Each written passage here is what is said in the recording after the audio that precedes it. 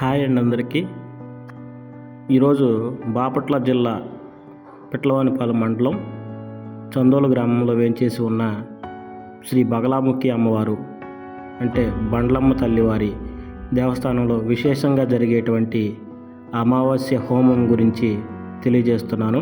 ఇక్కడ చాలామంది అమావాస్య హోమం చేయించుకుంటున్నారు, కానీ పూర్తిగా అమావాస్య హోమం యొక్క ఫలితాన్ని అందుకోవాలంటే మొత్తం పూజ ఎలా చేసుకోవాలో తెలియక సగమే చేస్తున్నారు.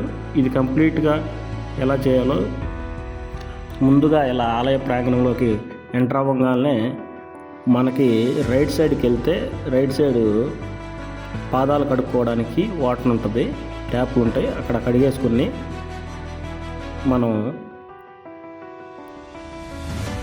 ఇలా రైట్ సైడ్న ట్యాప్స్ ఉంటాయి, ఇక్కడ పాదాలు కడిగేసుకోవాలి. ఇక్కడ నుంచి మనం ఆ అమ్మవారి ఆలయం గర్భగుడి ఎదురుగా వస్తే ఇక్కడ ఒక షాప్ కనపడుద్ది. ఈ షాప్ గుర్తుపెట్టుకోండి. ఈ షాప్లో ఏం చేయాలో చెప్తాను.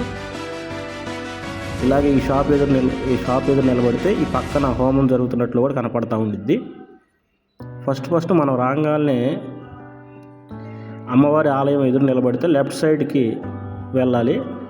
అక్కడ లెఫ్ట్ సైడ్ లోపలికి వెళ్తే అక్కడ మనకు పేర్లు రాస్తారు. హోమానికి 1116 కట్టి మన పేరు నమోదు చేసుకోవాలి. వీలుంటే ఇద్దరుగా వస్తే కనుక ఒకళ్ళు వెళ్ళేసి ఇక్కడ పేరు నమోదు చేయించుకుంటూ ఉంటే ఇక్కడ కూడా కొంచెం రష్గా ఉంటుంది.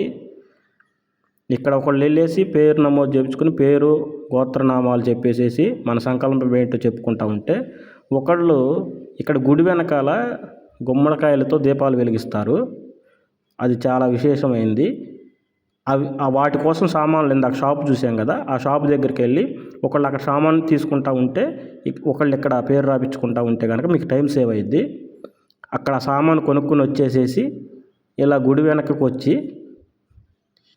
ఇక్కడ జంటగా వస్తే భార్యాభర్తలు కలిసి, లేదంటే సింగిల్గా వస్తే ఎవరైతే వాళ్ళు ఇక్కడ దీపాలు వెలిగించుకోవచ్చు.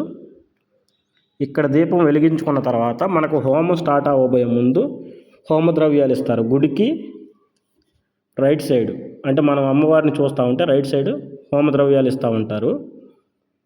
అవి ఇవ్వడం గమనించుకుని అవి తీసుకుంటే ఇక్కడ దీపాలు వెలిగిస్తున్నారు కదా, దీపాలు వెలిగించే దగ్గర నుంచి వెనక వైపు నుంచి కళ్యాణ మండపం లాగా ఉంది కదా, అటువైపు నుంచి దారి ఉంటుంది. అక్కడ మీకు ఇన్స్ట్రక్షన్స్ కూడా ఉంటాయి. అటు వెళ్ళేసి హోమంలో గురువుగారు వాళ్ళు చెప్పినట్లు హోమంలో హోమద్రవ్యాలు వేసేయచ్చు. హోమద్రవ్యాలు వేసేసిన తర్వాత చక్కగా అక్కడ చైర్స్ వేసి ఉంటాయి, అక్కడ కూర్చుంటే హోమం జరిగిద్ది. గురుగారు వాళ్ళంతా హోమం చేపిస్తారు. అక్కడ మనం చూడొచ్చు హోమం పద్ధతి ఎంత మొత్తం ఎలా చేస్తున్నారు ఏంటని చూడొచ్చు. చూసిన తర్వాత హోమం కంప్లీట్ అయినాక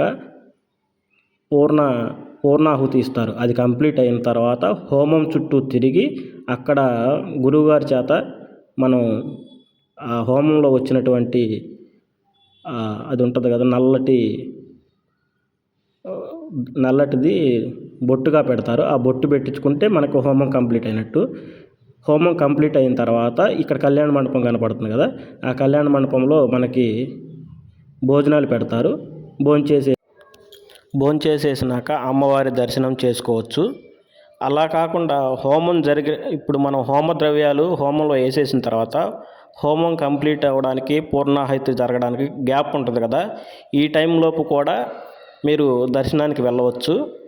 అమ్మవారి ప్రాంగణానికి ఎదురుగా నిలబడితే లెఫ్ట్ సైడ్ నుంచి మీకు దర్శనానికి వెళ్ళడానికి రూట్ ఉండిద్ది. ఆ లెఫ్ట్ సైడ్ నుంచి వెళ్ళి అమ్మవారి ప్రాంగణం వెనక వైపు నుంచి దర్శనానికి పంపిస్తారు. అక్కడ దర్శనం చేసుకోవచ్చు.